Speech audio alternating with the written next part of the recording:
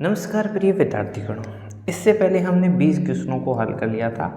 अब हम 21वें क्वेश्चन से शुरुआत करते हैं और ये हमारे पास रहेगा आकृति पूर्ण परीक्षण। इसके अंदर आपको आकृतियों को पूर्ण करना होगा। इस प्रकार से आपको एक रिक्त आकृति दे रखी होगी। कुछ उत्तर आकृतियाँ हमारे पास हैं। उन उत्तर आकृतियों को यदि हम यहाँ पे रख देते हैं तो ऐसी आकृति का चयन करना है जो इस आकृति को पूर्ण कर दे।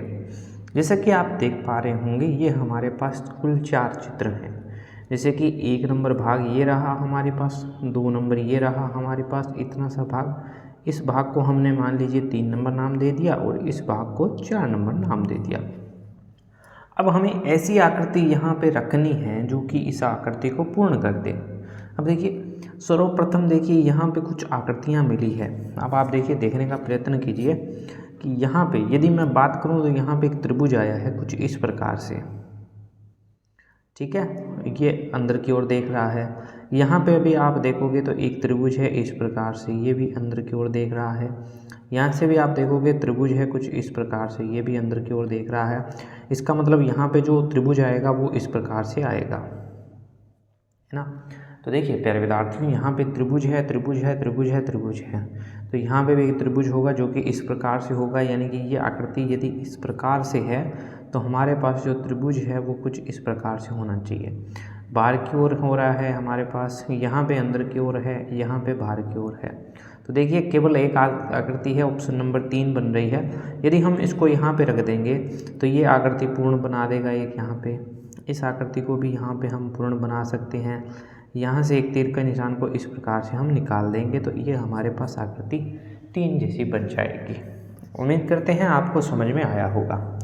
चलिए 22 नंबर की ओर बढ़े तो आप ध्यान से देखिए, यहाँ से एक रेखा जो मिल रही है वो इसको 2 भागों में बांट रही है और आप देखोगे ऊपर वाला भाग और नीचे वाला भाग लगभग एक जैसा बनना चाहिए। जैसे कि हमारे पास 22 में हो रहा था, यदि हम इसको 2 भागों में विभाजित कर देते हैं तो भी हमारे पास यदि एक दूसरे के भाग के समान बन रहा है तो इसका मतलब ये एक समान बननी चाहिए। कहने का अर्थ क्या है कि ये यदि इस भाग से इसकी ओर फैला हुआ है तो यहाँ से आगे की ओर भी जाना चाहिए था। ऐसे जाता हमारे पास ये बनती, ठीक है। ये आकृति पूर्ण हो गई। अब यहाँ से इसकी ओर एक आकृति इस प्रकार से आई, इस प्रकार से आई और इस प्रकार से मिल गई। तो यानी कि अब यह आकृति देखने में एक अच्छी आकृति लग रही है। तो इसके लिए हमें किन किन चीज़ों की आवश्यकता पड़ी? तो सर्वप्रथम देखिए, इस आकृति को निर्माण करने के लिए हमने ऊपर से कैसे कैसे आकृतियाँ लानी पड़ी। देखिए ऊपर से हम इस प्रकार से एक आकृति लेके आए, फिर यहाँ पे और फिर ऐसी आकृति, यहाँ से डायरेक्ट इस प्रकार से गई आकृति और यहाँ पे इस प्रकार से मिली। अब इस प्रकार की आकृति कहीं पे दिखाई दे रही है, आप देखो एक यहाँ पे है, यहाँ पे कोई आकृति नहीं बन रही है, यहाँ पे तो बननी चाहिए थी, यहाँ पे बन रही है और यहाँ पे हमारे पास देखिए बन रही है। अब ऐसे में अब देखिए यहाँ से ऐसे निकल के ये तिरछी, तो एक तिरछी आकृति निकल के आनी चाहिए थी। इसमें देखिए ये आकृति वहाँ से फिर से ये नहीं निकल के आई, ये आकृति हमने पहले ही गलत कर दी। यानी कि एक ऑप्शन बचा है, ऑप्शन नंबर 1, जो कि इस आकृति को परिपूर्ण करता है। नेक्स्ट देखिए 23वां नंबर क्वेश्चन, इसको यहाँ पे करने का प्रयास करते हैं हम। अब की बार हमें इसको इस प्रकार से विभाजित करना पड़ेगा। यदि हम इसको इस प्रकार से विभाजित करते हैं तो प्यारे विद्यार्थियों ये 2 भागों में विभक्त हो जाता है, यानी कि टूट जाता है और दोनों भाग देखने में हमें समान लग रहे हैं। अब यहाँ पे या आप ये कह सकते हो कि इसका दर्पण प्रतिबिंब ये है तो इसका दर्पण प्रतिबिंब ऐसा बनेगा, है ना। हम एक बार बना के देख लेते हैं, आप ऐसा भी कर सकते हो, ठीक है। कहने का अर्थ क्या है कि हमारे पास एक भाग ये है इस प्रकार से, मैं इसको आपको सामने बना के दिखाता हूँ। ये चला नीचे की ओर और इसको इस प्रकार से मिला है, ठीक है। यहाँ से ये ऐसे ऐसे और ऐसे ऐसी आकृति थी हमारे पास। जब हम प्यारे विद्यार्थियों इसका दर्पण प्रतिबिंब बनाएंगे तो हमारे पास कुछ इस प्रकार की आकृति बनेगी।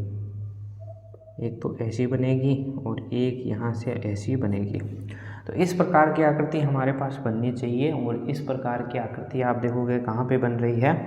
तो ऑप्शन नंबर 1 में आप देखिए इसने अपना निशान बदल दिया, यानी कि 2 निशान ऐसे आने चाहिए थे तो 2 निशान ऐसे आने चाहिए थे, लेकिन इसको ऐसे निशान है तो इसको गलत कर दो। इसमें ऐसा निशान है लेकिन ये ऊपर की ओर बना रहा है, लेकिन हमारे पास नीचे की ओर बन रहा है। ये भी गलत है। यहाँ पे देखिए दोनों निशान अलग अलग आ रहे हैं तो ये भी गलत है। तो ऑप्शन नंबर 1 बचा, जिसके अंदर इसका मान हो जाएगा ये। ठीक है,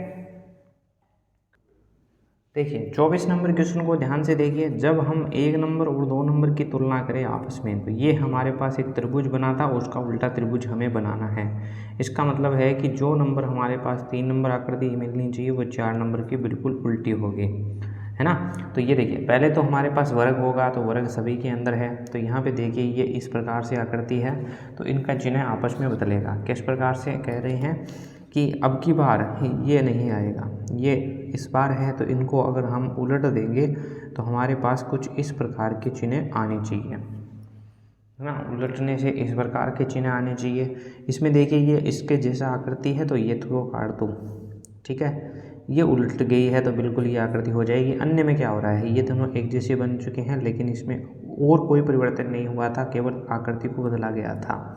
तो ये भी नहीं है और इसमें देखिए ये भी नहीं है। ठीक है, नेक्स्ट आकृति देखिए। नेक्स्ट आकृति को ध्यानपूर्वक देखिए प्यारे विद्यार्थियों। 25वें नंबर क्वेश्चन को, 25वां नंबर क्वेश्चन इस प्रकार से कुछ त्रिभुज का निर्माण कर रहा है यहाँ पे।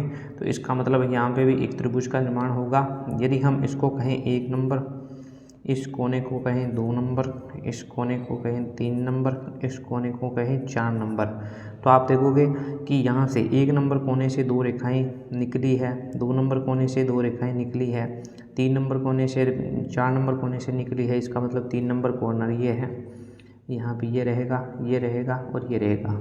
यहाँ पे देखिए 2 रेखाएं निकल चुकी है, यहाँ पे कोई रेखा नहीं निकली है, यहाँ पे भी कोई रेखा नहीं निकली है और यहाँ से भी कोई रेखा नहीं निकली है।